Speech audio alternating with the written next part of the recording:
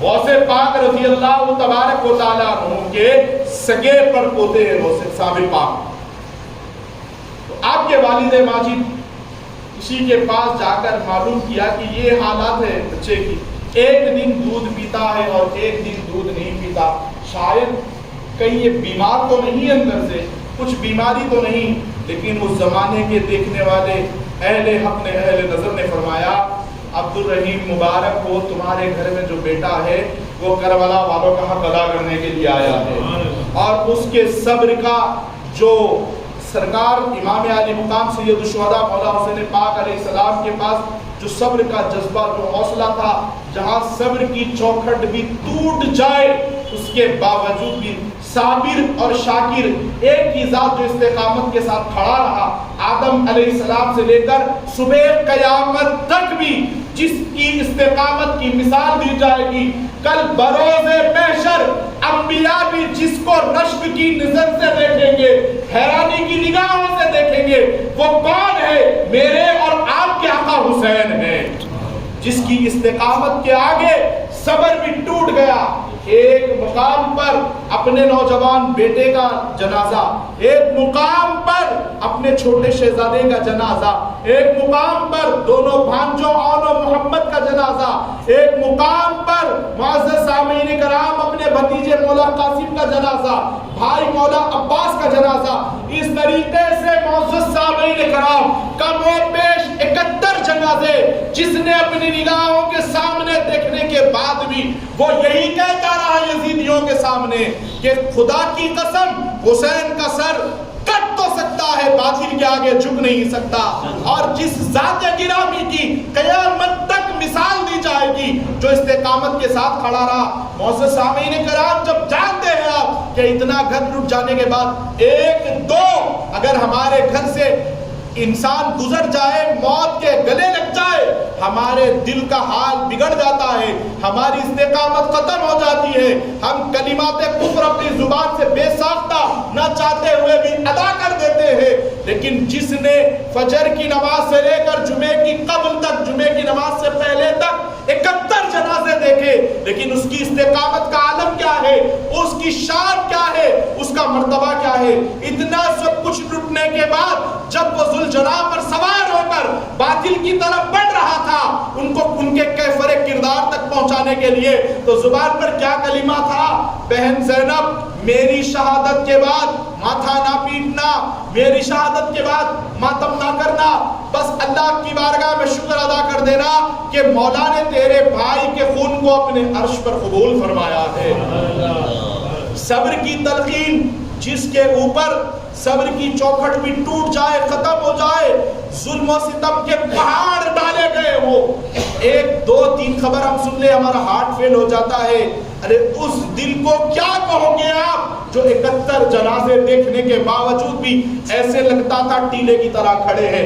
کس کے لیے معزز سامعین کرام؟ اسلام کے لیے، دین کی سر بلندی کے لیے.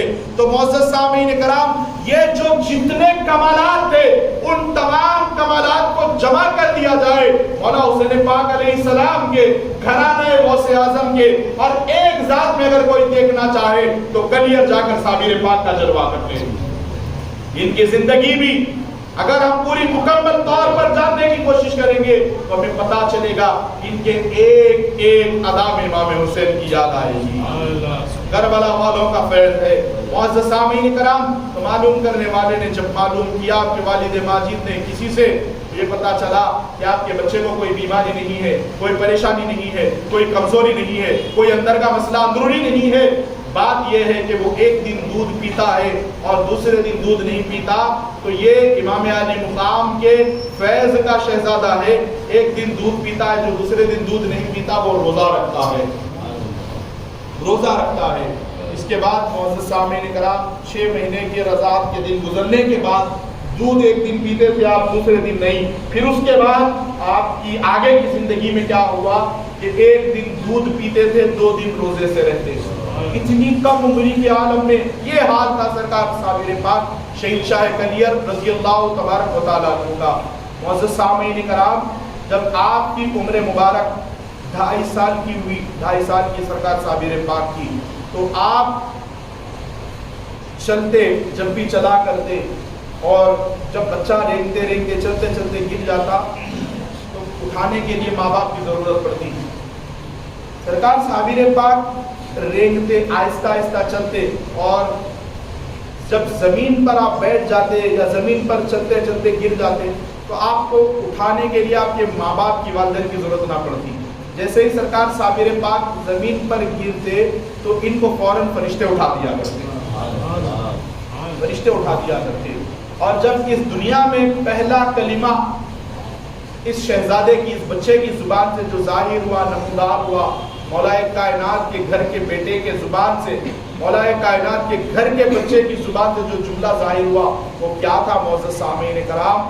پہلا 4 برس کی عمر میں صابر پاک کی زبان سے جو جملہ نکلا وہ تھا لا موجود الا اللہ، کوئی چیز موجود نہیں ہے سوائے اللہ کے.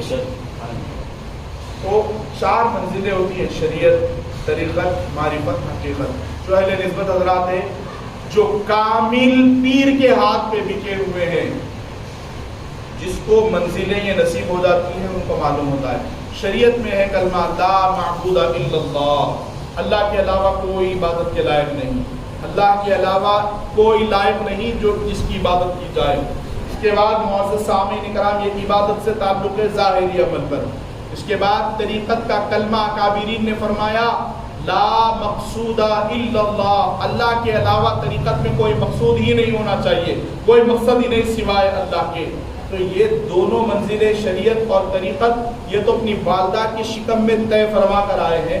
اور جو تیسرا جملہ ظاہر ہو رہا ہے لا موجود الا اللہ، اللہ کے علاوہ کوئی موجود نہیں، جو اس کی معرفت یعنی ہر چیز میں اللہ کے نور کو جان لینا اور پہچان لینا. جیسے کہ سرکار غوث پاک نے فرمایا تھا کہ جس نے اپنے نفس کو جان لیا اس نے رب کو پہچان لیا.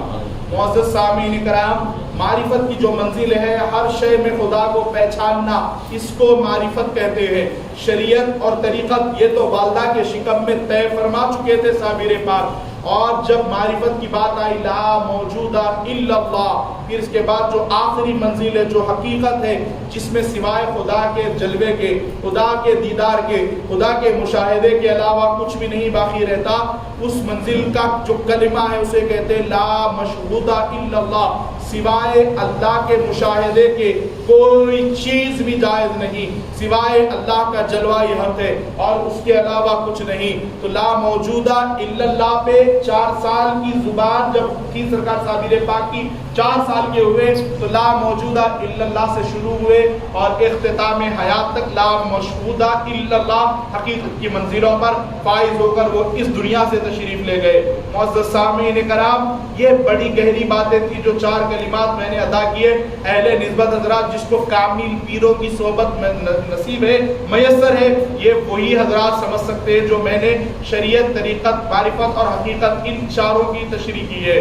اور اس کے علاوہ جب 5 برس کی سرکار صابر پاک شہنشاہ کلیر رضی اللہ تبارک و تعالیٰ عنہ کی عمر شریف ہوئی تو ایک تخت پر بیٹھ کر کھیل رہے تھے سرکار صابر پاک. تو آپ کی والدہ ماجدہ نے دیکھا کہ تخت پر بیٹھ کر علاء الدین علی احمد صابر پاک کھیل رہے ہیں. دیکھتی کیا ہے کہ ایک موذی جانور جو جان لے سکتا ہے سانپ آپ کی طرف آگے بڑھا. سرکار صابر پاک رضی اللہ تبارک و تعالیٰ عنہ کے بالکل قریب پہنچا تھا. ایک نگاہ ڈالی شہنشاہ کلیر نے، وہ سانپ کے کئی ٹکڑے ہو کر جل کر خاک ہو گیا ایک نگاہ سے. یہ دیکھنے کے بعد والد اور والدہ پریشان ہو گئے.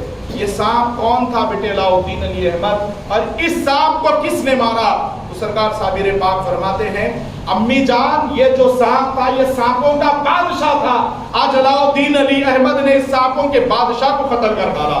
اور فرماتے ہیں کہ میں نے اس کائنات میں جتنے سانپ ہیں ان کو بلا کر وعدہ لے لیا کہ آج سے لے کر صبح قیامت تک کبھی میرے خاندان کے لوگوں کو نہ چھیڑنا. خوش نصیبی ہے جو صابری خاندان سے جڑے ہوئے ہیں. معزز سامعین کرام آستین کا سانپ کا کیا خوف جو پلے بڑے اور ڈسنا چاہتے ہیں، 2 سیدھے پیر والے سانپوں کا کیا خوف جو چوراہوں پہ رہ کر غیبتیں کرتے ہیں، ایسے سانپوں کا کیا خوف جو اپنی دکانوں میں بیٹھ کر غیبتوں کی محفلیں مجالس سے سجایا کرتے ہیں. ہم گول در کے غلام ہیں جو دکھنے والا سانپ اگر ڈس بھی دے, خدا کی قسم ہمارے پیشوا امام صابر پاک نے گارنٹی دی ہے, جو سچا صابری ہوگا ڈسنے کے بعد بھی باقی رہے گا. معزز سامعین کرام, یہ بینیفٹ, یہ فیض ہے صابری گھرانے سے جڑنے کا, یہ ہونے کا, صابر پاک کی نسبت میں آنے کا. معزز سامعین کرام, تو اس طریقے سے آپ فرماتے ہیں کہ اپنی جان قیامت تک یہ کسی صابری کو نہیں چھیڑے گا. ہاں وہ ڈپلیکیٹ ہے تو اور بات, اصلی پیورٹی کے ساتھ پکا وہ صابری ہے اس کو نہیں چھیڑے گا. یہ کون؟ سرکار شہنشاہ کلیر بچپن میں گارنٹی دے رہے ہیں. سرکار صابر پاک. اس کے بعد معزز سامعین کرام اتنے واقعات نمودار ہوئے. انشاءاللہ تعالی آگے کے حالات آپ کو سرکار بابا فرید کے پاس لے جا کر چھوڑا گیا, وہاں پر کیا حالات, کیا واقعات پیش آئے, انشاءاللہ تعالی اگر اللہ تعالیٰ نے آئندہ جمعے تک زندگی بخشی عطا کی تو ہم انشاءاللہ تعالی اس پر کلام کریں گے. میں آخر میں دعا کرتا ہوں میرے مولا کہنے سننے سے زیادہ عمل کی توفیق عطا فرما, ہم سب کو سچا پکا صابر پاک کا غلام بنا دے, ان کی چوکھٹ کا صدقہ عطا فرما, صابر پاک کی نسبت کا فیض عطا فرما. میرے مولا آقا کریم صابر کا غلام بنا دے, ان کی تعلیمات پر عمل کرنے کی توفیق عطا فرما, ان کے مشن کو عام کرنے کی توفیق عطا فرما. یہاں جتنے بیٹھے اور کھڑے حضرات پروردگار, سب کے جھولیوں میں صابر پاک کی خیرات عطا فرما دے, سب کے بیڑے کو پار فرما دے, سب پہ کرم کی نظر فرما دے. مولا صابر پاک کے روزے پر حاضر ہونے کا موقع نصیب فرما, کلیر شریف جانا نصیب فرما. میرے مولا جو کچھ ہم نے مانگا ہے, جو مانگنے سے رہ چکے, آقا کریم علیہ السلام کے صدقے میں, سرکار غوث پاک کے صدقے میں, سرکار صابر پاک کے صدقے میں ہماری دعا کو قبول فرما. منبع سر نبوت ہم ولایت حیدری, آفتاب چشتیہ, مخدوم صابر کلیری, وما علینا الا البلاغ.